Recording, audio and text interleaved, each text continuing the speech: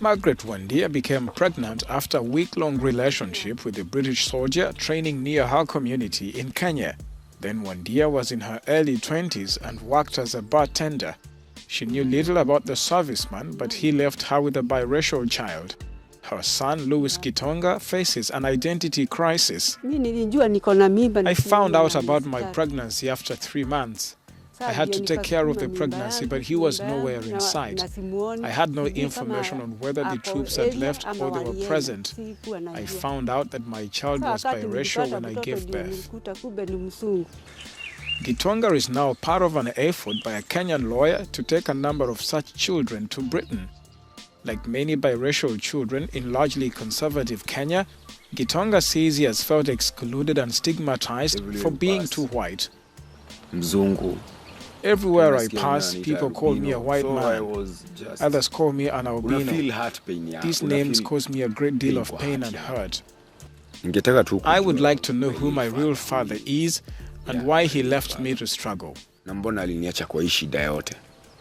Generika Namoru lives in Nanyuki, the location of the UK Army base, with a 5-year-old daughter fathered by a British soldier.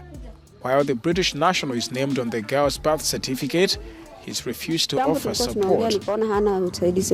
We were in contact, but he refused to offer any support. When I visited the Batuk offices, I was told that the commander was Scottish and would not listen to me. Up to 10,000 British forces train in Kenya every year.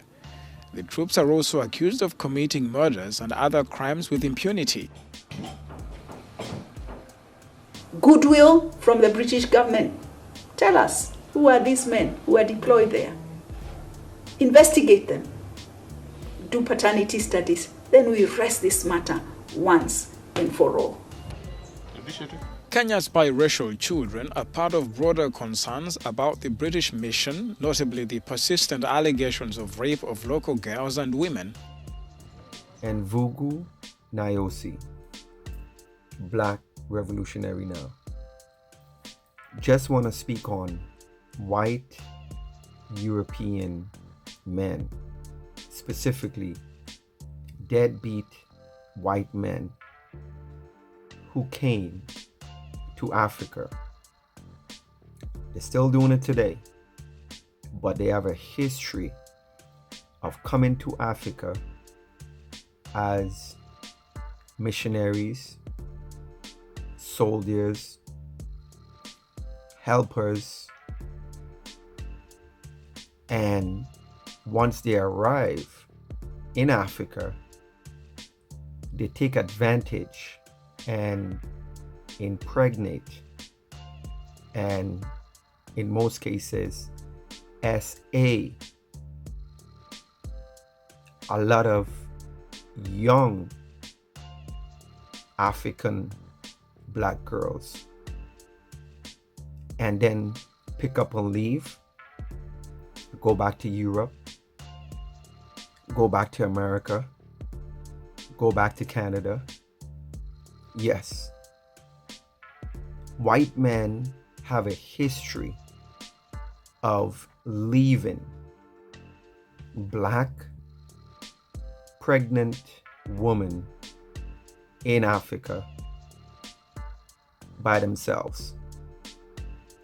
So when we hear stories with black men is deadbeat dads, yes, of course, we have a lot of them who's running around, but they don't represent real black men who take care of their kids. But we have to be very clear. White men is the original deadbeat dads. In slavery, the slave master used to essay and impregnate a lot of black woman slaves and sold their own mulatto children back into slavery. never take accountability for having half-breed mulatto children. Thousands on the plantations. Yes, white men are the original deadbeat dads. And they have a history of being the original passport bros.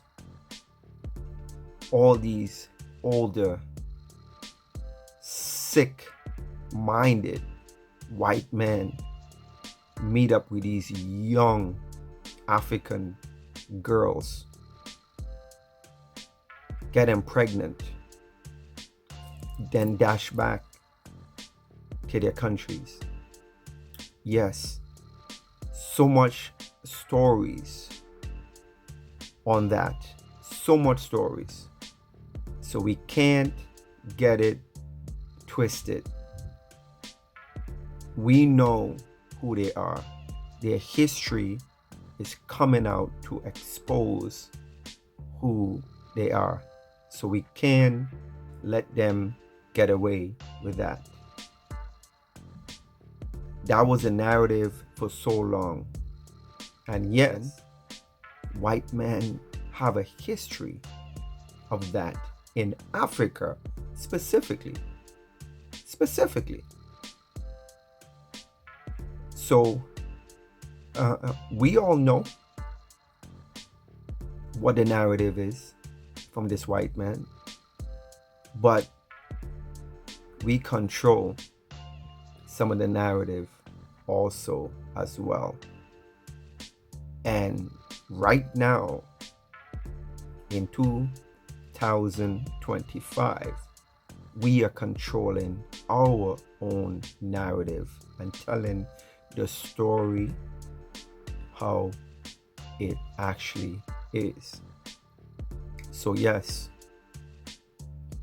we're gonna keep our feet on the neck of this white man and don't let him get away with anything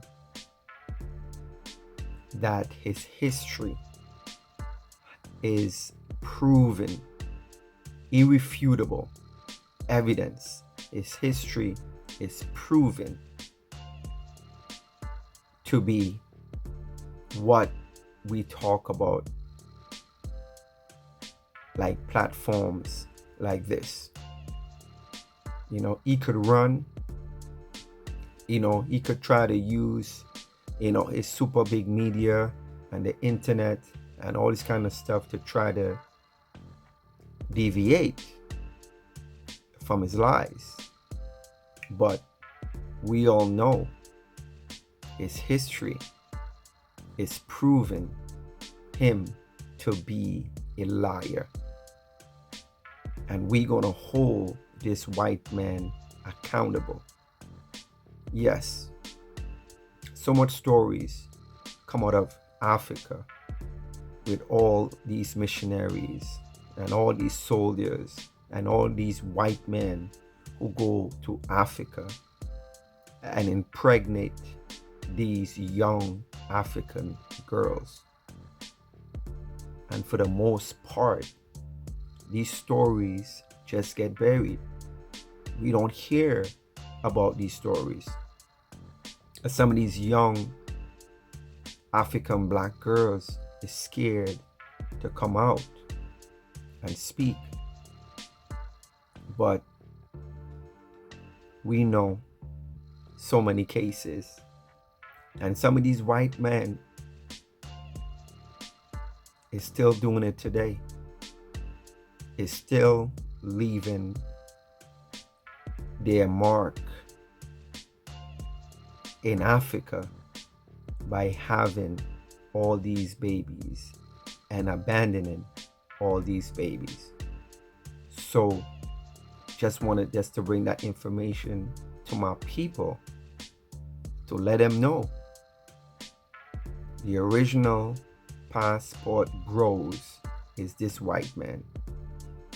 And the original deadbeat men is this white man. Peace and black power, black revolutionary now.